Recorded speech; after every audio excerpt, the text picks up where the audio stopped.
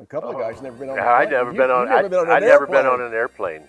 And the first place he goes is London to work with Glenn Johns, yeah. who just got finished working with the Stones and the Who.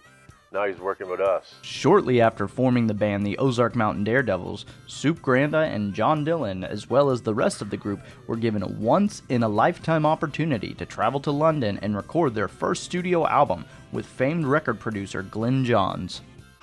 Well, that was Glenn Johns and David Anderle came to hear us, and they heard a couple songs and said, okay, we're working with you guys. Yeah, it was that. They came to hear us. Yeah. And they just said, we want to produce you. And we said, well, I remember saying, well, we don't have a record deal. No, there's no record company involved. And he goes, we'll make that happen. Yeah, don't worry. We'll take care of it. And where are we going to do the record? Well, we're going to do it in London. They say the likelihood of that happening back then or even today is pretty low, but they believe it was meant to be. Nothing like that happens. You know, nothing like that happened then to other groups, and nothing like that happens today. I mean, it was just unbelievable kismet. You know, it was fate. So the band hopped on a plane and headed across the Atlantic to start their new adventure.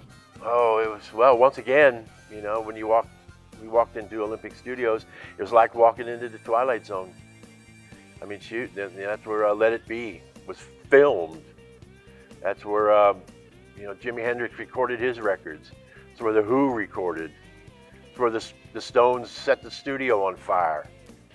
And then there we were, singing Chicken Train. The guys acknowledged that it might have been a bit too soon for such a big leap, but they weren't dealing with an ordinary producer. Yeah, Glenn Johns was the 5-star general that basically kind of whipped us into shape. I mean, truth be told, we probably weren't ready. We were naive. You know, we just... very few people had been in the studio, well, nobody had been in the studio a lot, you know, and especially it was intimidating. And he just took care of all of that. Despite the opportunity they were given, it wasn't all good all of the time. Glenn didn't want to put If You Want to Get to Heaven on the record.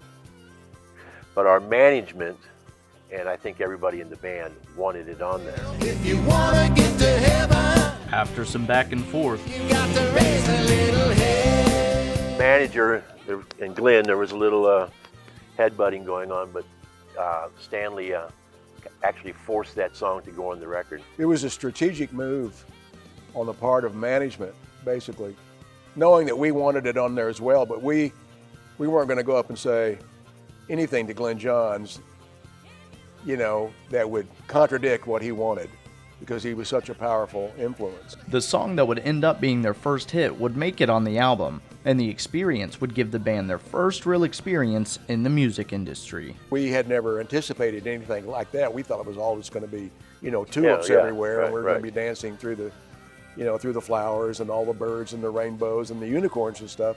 And we got our first taste of maybe that side of the music business. But If You Want to Get to Heaven went on the album, and obviously we're really happy it did. Now I can't even imagine that record without it being on there.